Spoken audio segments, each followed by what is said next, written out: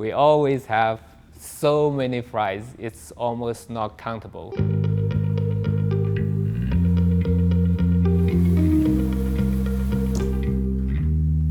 So fruit fry is a good model for the undergraduate to actually working on that, because it's very simple and you can learn the techniques very quickly, and also it's not expensive. So the student can really involve in it and doing the experiment, and they really enjoy it because they can manipulate it and they really see what's the outcome, and they can also hypothesize ideas and test it.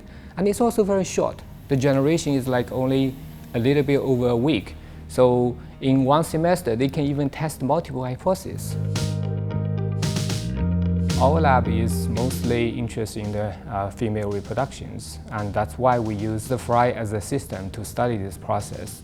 Why we use this? Because the fry actually has a very high reproductive capacities. Like for each single females, they can lay roughly about 70 eggs a day. In humans, you only have once per month. 70% of Drosophila genes or fruit fly genes actually has human homologs. So you can manipulate any genes in any cells at any time point. We cannot use humans to study this process. If we can use the fries to actually understand what's the function of these genes, then we can predict what's the function in humans.